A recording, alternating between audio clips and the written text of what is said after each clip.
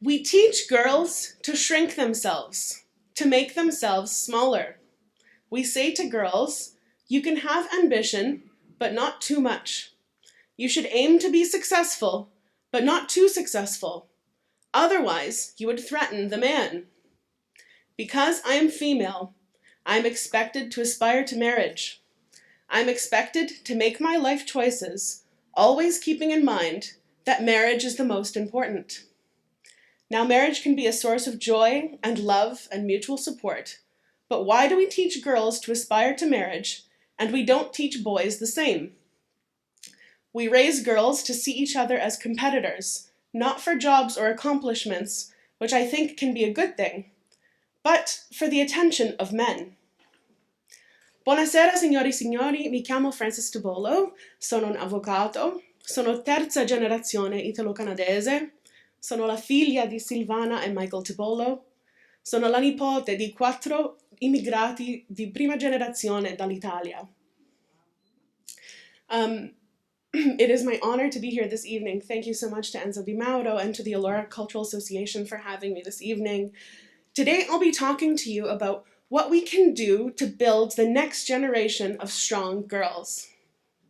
So that quote, what I was reading at the beginning was actually a quote from a famous Nigerian novelist, Chimamanda Achebe, and it's from her TED Talk called We Should All Be Feminists. Now, I read that to you to set your mind frame to start thinking about some of the major issues that she raises in what she's trying to say.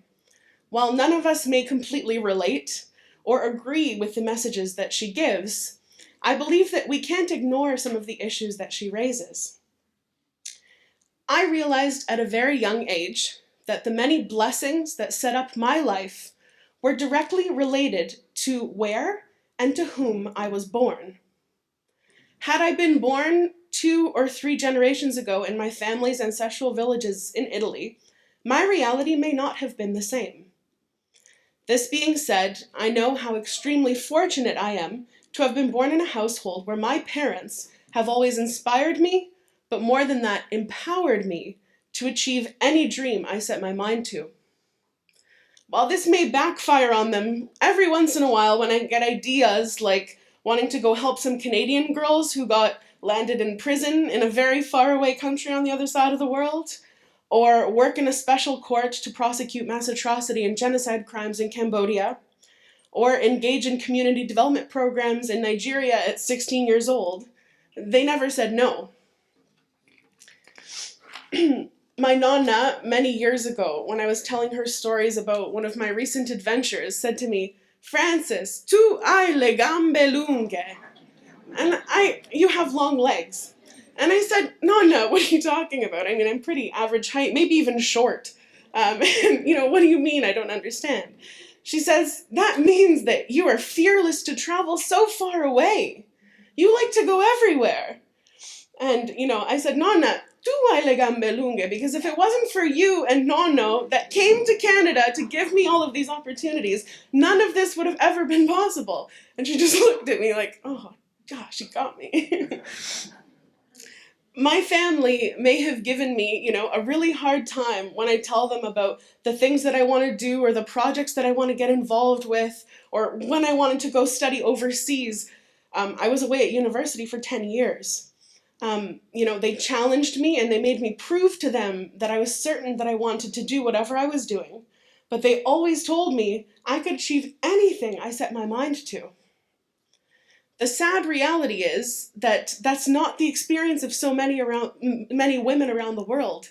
That's not the experience of so many women right here in Canada.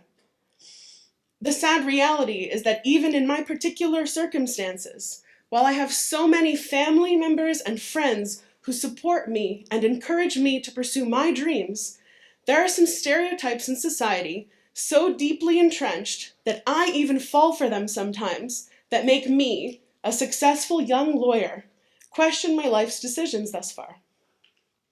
Even more than that, add the flurry of concerns that my friends and we always discuss this.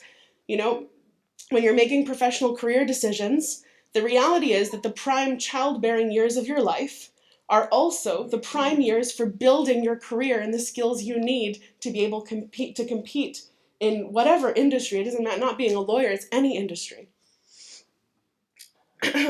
This is exactly what Chimananda Achidi was speaking about when I started speaking to you this evening. While we say we encourage women to aspire and dream to be anything they want to be, there are still some norms and real obstacles in society that stop young women from pursuing their dreams.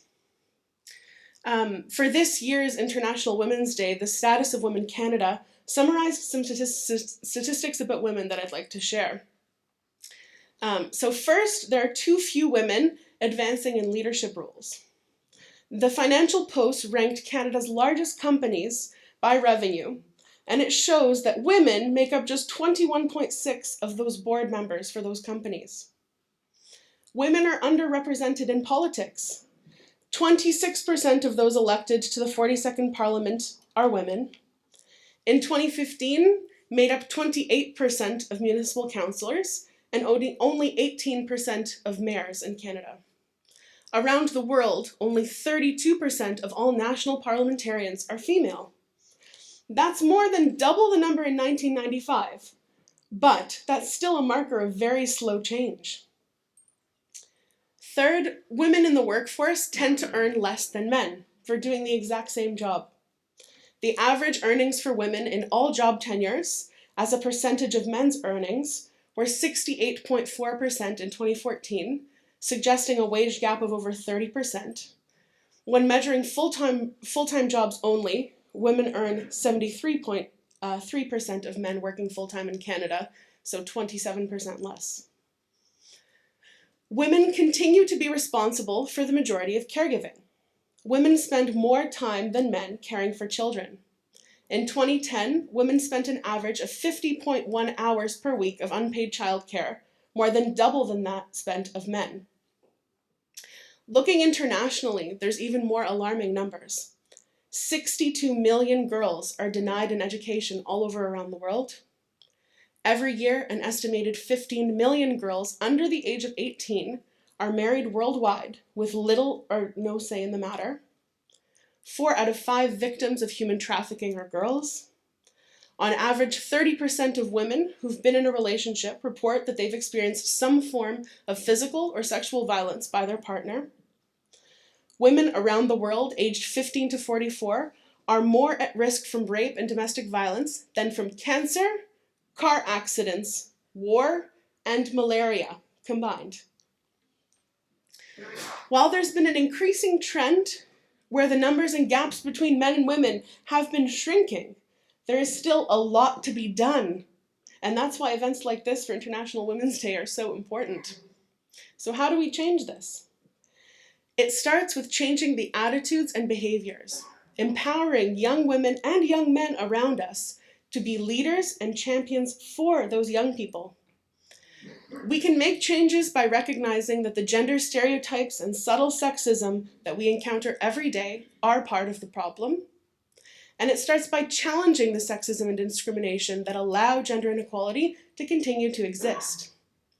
It starts by not only educating and empowering young girls, but educating and empowering boys as well. Without educating boys, we continue this cycle. Because when we educate boys, these boys grow up to be the strong men who respect women. Lastly, I'm not saying that overnight, all of these big major problems around the world that we face in Canada, and around the world, but what I'm challenging each one of us to do, men and women alike, is to start doing small things locally, to be the small ripples, because when all of us put that together, we start to make large waves. So I'm going to end with a quote by one of my favorite poets. Her name is Rupi Kaur, and she's the daughter of immigrants. She's actually from Brampton, Ontario, I believe. And she says, what's the greatest lesson a woman should learn?